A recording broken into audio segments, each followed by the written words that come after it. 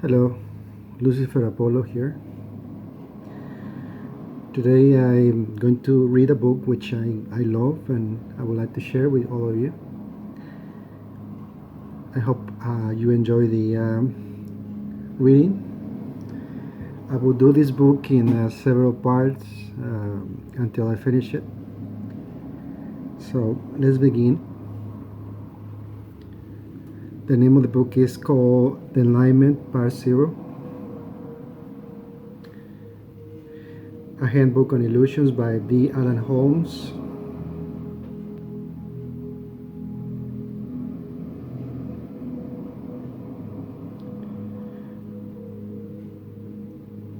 Let's begin with the introduction.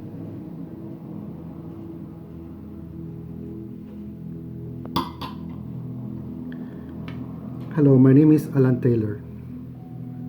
The incredible story you're about to read is true. At first, it may not appear to be, and to tell you the truth, even though I actually experienced all the events contained in this book, I still find myself wondering at times if it wasn't all a dream. However, it is only in those moments of doubt that I recall most vividly Talawanda pairing words. If it can be experienced, it exists. You cannot experience something which doesn't exist.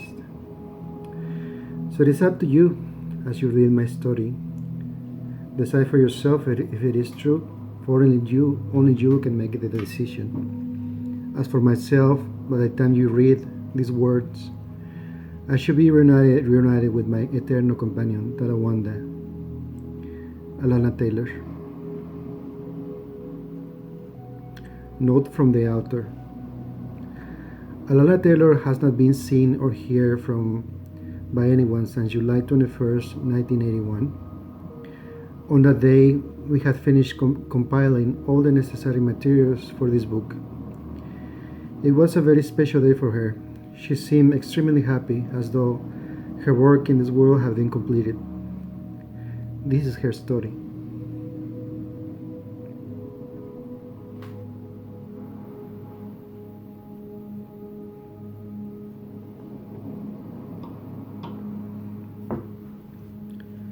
Part 1.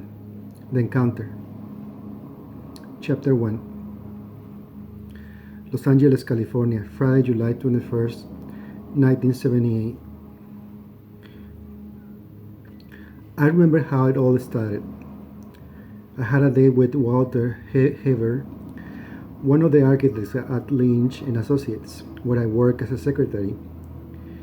Maybe I'm crazy, but Walter wasn't really a turn-on for me. Sure, he had a lot going for him. A nice house, a new car, and a good job. But he was still the airbound. He just wasn't Superman. See, I said I was crazy.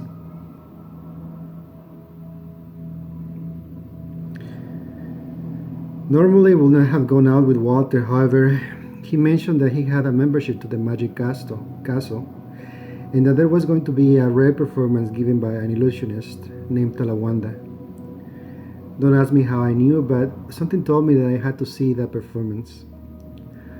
I was just putting the finishing touches on my makeup when Walter arrived promptly at 7 o'clock to pick me up at my apartment. We drove to a nearby restaurant where we enjoyed a leisurely meal until it was time to leave for the Magic Castle. Upon our arrival at the castle, we were cheerfully assisted from the car by the ballet attendants. Proceeded into the lobby, we were greeted by the castle hostess, who politely inquired, "Good evening, are you members?" "Gone on for years," Walter responded enthusiastically, as he produced a membership card from his vest. The hostess smiled as she passed a nearby button.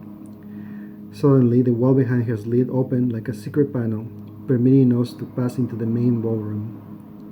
Our timing couldn't have been better. It was just a few minutes before showtime. Then came the first miracle. Despite the near capacity crowd, we ended up in the center of the first row, directly in front of the stage. Walter immediately observed this Talawanda must really be something special. I've been a member here for over 4 years, and I never felt this much excitement from an audience in anticipation of any performance. An old man in the row behind us leaned forward in response to Walter's remark and commented, "That's because Talawanda has never performed for the public until tonight. He's considered a master magician and performs only for professional magicians. No one even knows where he comes from. They only know that he is the best. All of his tricks defy explanation. Why, I remember one time he..." Suddenly his words were interrupted as the ballroom lights rapidly dimmed, and the old man leaned back in his seat without finishing his statement.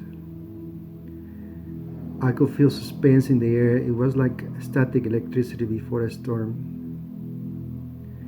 The anticipation was torturing the crowd, and then, as if everybody had just received a radio signal from God to shut up, the audience became deadly silent. Then, to everyone's amazement, and especially mine, he appeared, but he didn't appear from behind the curtains. He rose from the seat right next to mine. No one had ever noticed him sitting and waiting there. It was almost as though he had been invisible. As Talawanda walked confidently up the stairs and into the stage, the audience exploded into thunderous applause. I never forget his godly presence. He stood there tall, confident, like a five-star general, inspecting his troops. He had bright blue eyes, black hair, which was neatly slicked back like some high-fashion European model. Majestically, he raised his left hand to silence the crowd. It was then that he uttered the most startling challenge that I had ever heard. Those of you who are actually convinced that this world you live in is not an illusion, just stick around. He paused dramatically and then said, "Most of you have never seen me before. I'm pleased that you are here. Thank you for coming. It is my hope that you may learn something this evening, not only about this world you live in, but about yourselves as well. For this world will not exist if it were not for you and your fellow beings. If I fail to teach you something tonight, then I hope that I may at least entertain you. You've been promised a show, and a show you should receive. Many of you are skilled magicians. I invite you to challenge me." With this, the crowd stirred with intense eagerness. One middle-aged professional magician stood up and admired Talawanda's unique approach. "Can you materialize a dollar bill from thin air?" the man inquired. Talawanda grinned. "Why not a $2 bill, my friend?" "Why not a $2 bill for all my friends?" Talawanda smiled and paused. "You're all a little richer and wiser now." "Don't be timid," Talawanda commanded. "Expect your new wealth." And as he said that, the crowd began to search their purses and pockets, only to discover a nice crisp $2 bill for everyone. The crowd rose to its feet and roared with applause. "How does he do it? He's absolutely amazing!" Voices from the crowd exclaimed. Talawanda quieted the audience and requested the next challenge. "I should grant you 2 more illusions," Talawanda informed his audience. "Can you escape from these handcuffs of mine?" an eager man inquired as he held up a pair of police regulation handcuffs. Talawanda responded as the audience grew silent once more.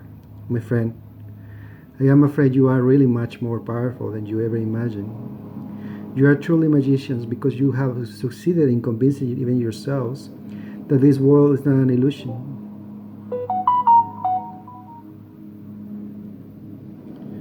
Today you believe that an illusion such as those handcuffs is capable of restricting you. You see, for me, this world is like a dream that is the difference between you and me. I never took this illusion you call reality as seriously as you apparently have. While you were busy facing reality, I preferred to fabricate my own. While you were busy inventing interesting new handicaps to inflict upon yourselves, I was watching from another universe.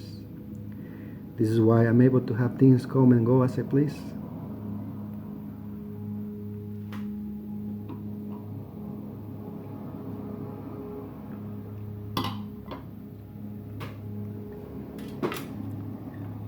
As Talawanda finished his speech, the pair of handcuffs that the man was holding floated out of his hands and up towards the stage.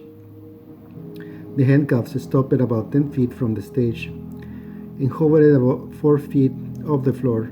There, they began to glow like boarding coal and grew brighter and brighter until they shone like a noontime sun. Then suddenly they were gone, totally vanished, and the audience went wild with applause. They stood and clapped for better than a minute, and then grew silent, eagerly waiting for the next trick.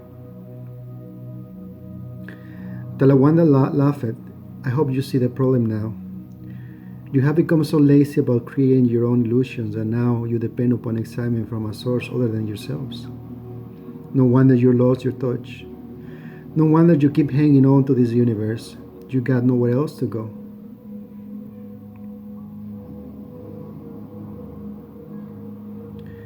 In any event, I owe you one last illusion for this evening. What shall it be?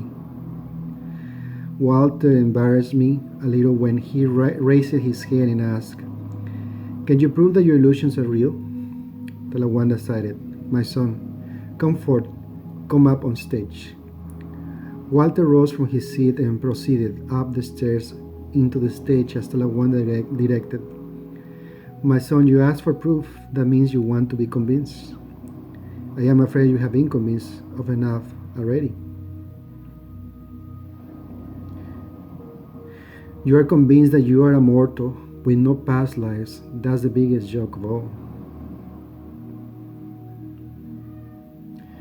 You're convinced that you are your body. You're convinced that because you are stuck inside, you're convinced of all sorts of silly things, like the floor is solid, or that you need gasoline to run your car, or that the world is dangerous. Remember, as a man thinketh, so be it unto him. Do you know what it means? It means that if you believe strongly enough about something, it will happen for you, and possibly for others also, if you believe is strong enough. But instead of exercising your power of belief, you have allowed yourself to be convinced of a million things, and that is why you are in such trouble today. You don't even think your own personal illusions are real. In fact, modern humans define illusion as something which doesn't exist. You will soon discover the truth. An illusion is merely a creation. A creation is anything that can be sensed or experienced. It's that simple.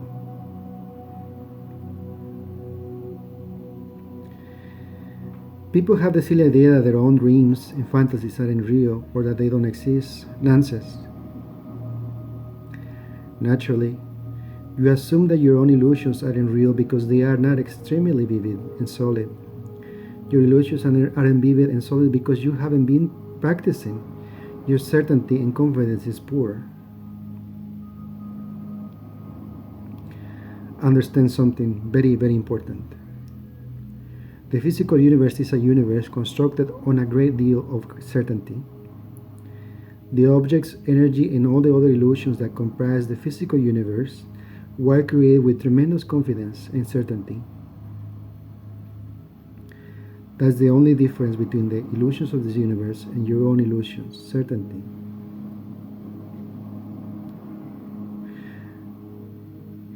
Never let anyone convince you that your own creation and fantasies aren't real. They are.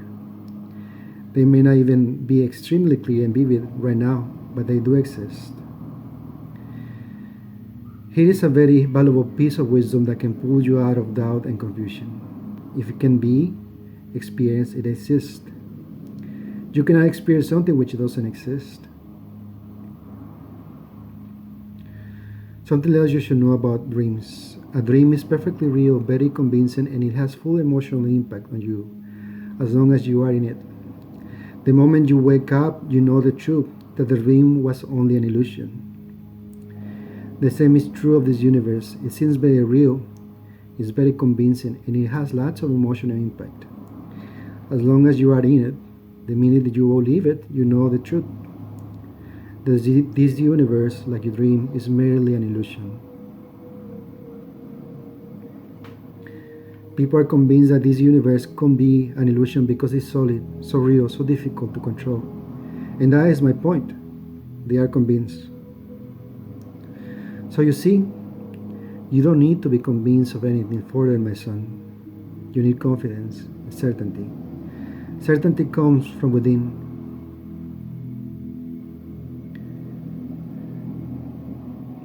Talawanda continue.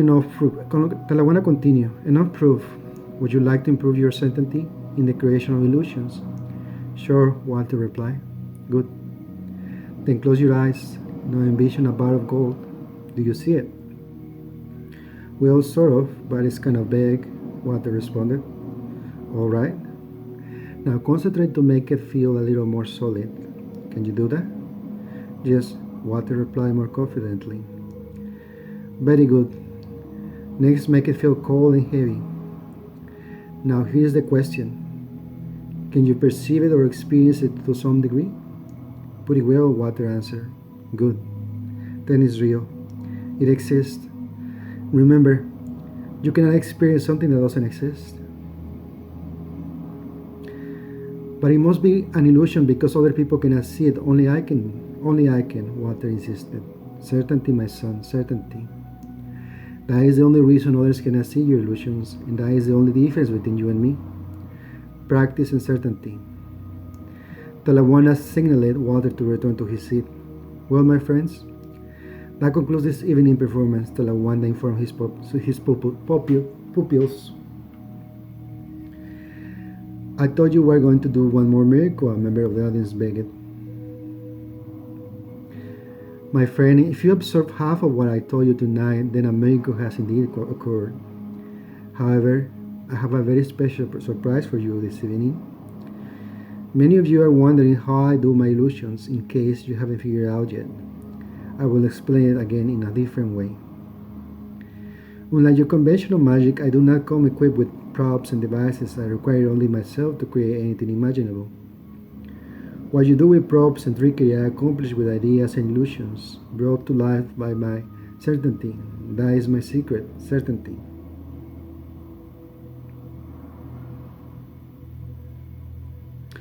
If you want to be free, then become certain that your illusions are real.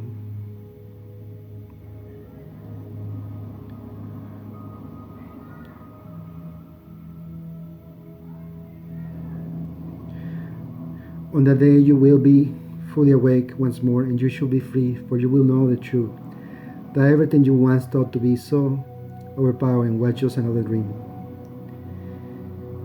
Create illusions every day. It does not matter how weak or vague they are. At first, just continue to practice, and soon the chains of doubt and uncertainty which bind you to this universe will vanish forever.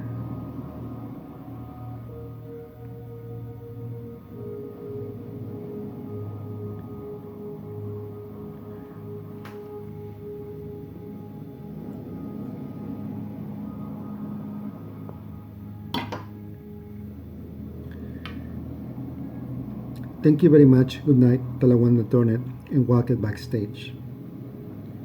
The audience rose to its feet in final salute. The applause was deafening. Walter smiled and asked me, Well, what do you think, Talawanda? Wow. That was all I could say, and I think all the way home.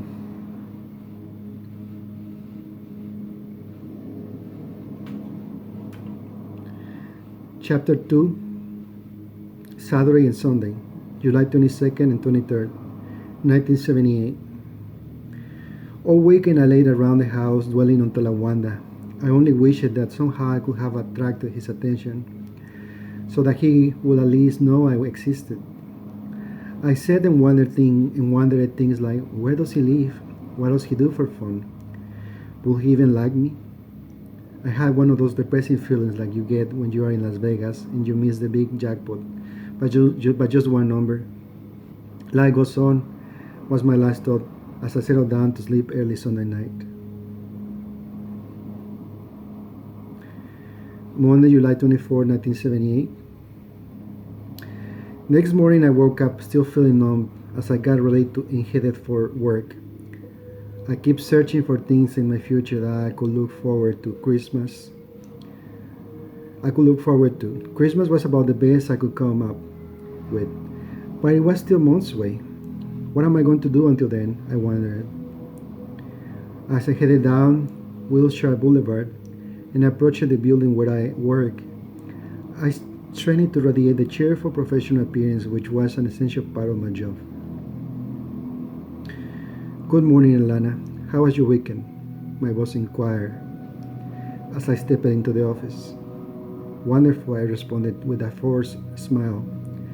By the way, Alana, you aren't using the company teletype machine for your personal use, are you? Why, no, sir. Why do you ask? I inquired with concern. Well, a teletype message came in over the wire early this morning from someone in Rio de Janeiro, Brazil. Do you have the copy of the message? I eagerly inquired. No, it's still on the teletype machine. I noticed it when it started coming in, but I never finished reading it. My boss headed to his office then, stopped it, turned around again and say, one last thing, Alana. I'm switching the vacation schedules around and it seems that you will have to either take your annual vacation this week or wait until next Easter. Let me know what you decide. Yes, sir, I replied as I walked eagerly to the teletype machine in the back room. I pulled the paper off the machine and began to read the message.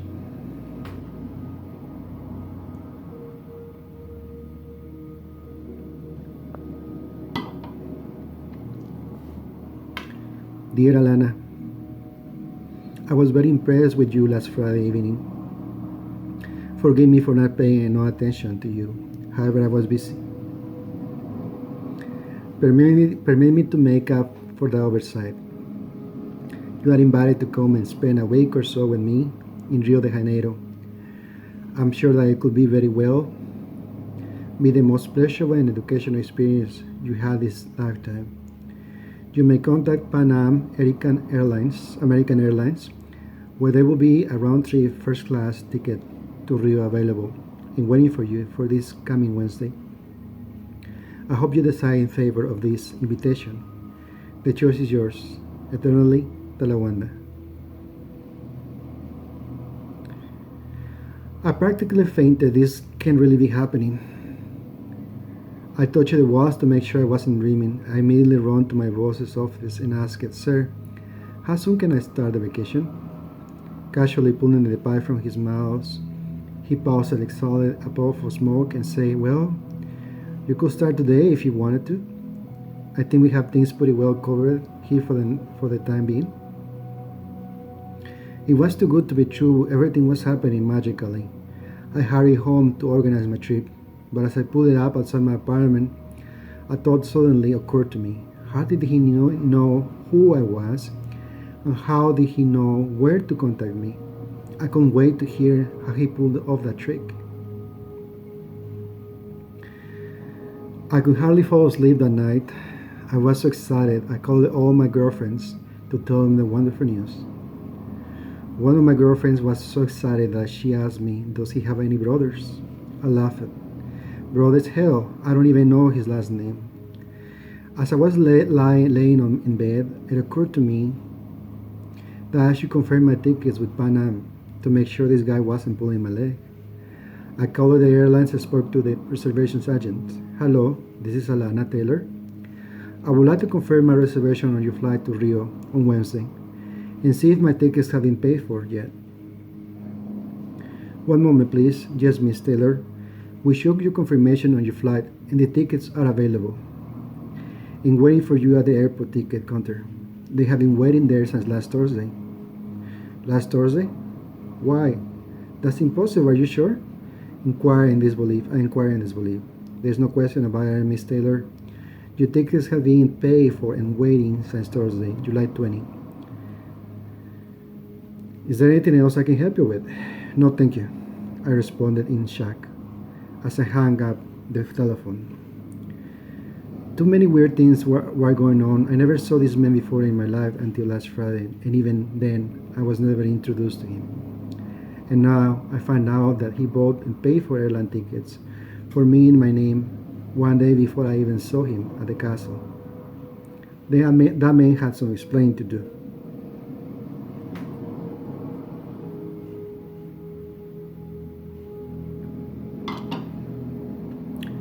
Tuesday, July 25th, 1978. Next morning, I woke up in a continued daze of excitement. I raced around town getting odds and ends for my trip. I picked up my visa at the Brazilian consulate and headed home to finish packing. I had never been to Brazil, and very few of my friends had, but I hear it was enchanting and very romantic. As I went over my packing checklist one last time, it suddenly dawned on me that the only way this guy could know my every move was if Walter ever was in on it somehow. So I worked out a little plan to call his bluff. I called up Walter. Hello, Walter. Alana here. How are you doing? Fine, Alana. Hey, I hear the incredible news at work about your trip to Brazil. Sounds pretty fantastic. Well, I'm starting to have second thoughts about it now, and I might not go after all.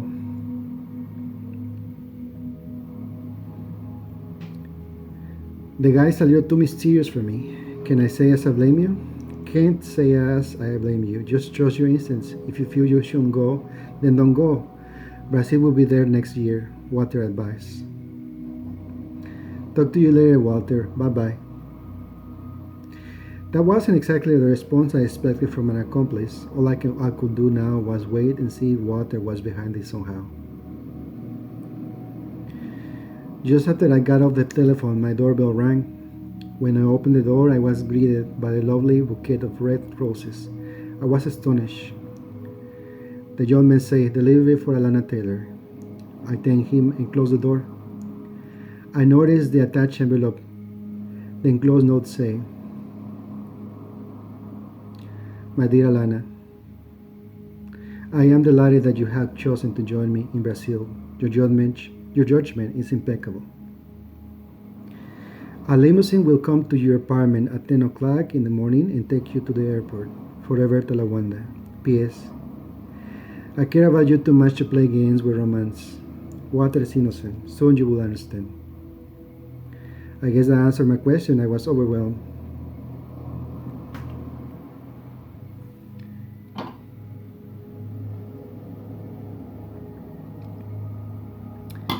I think with this we conclude for today. We will continue chapter 3 on next video.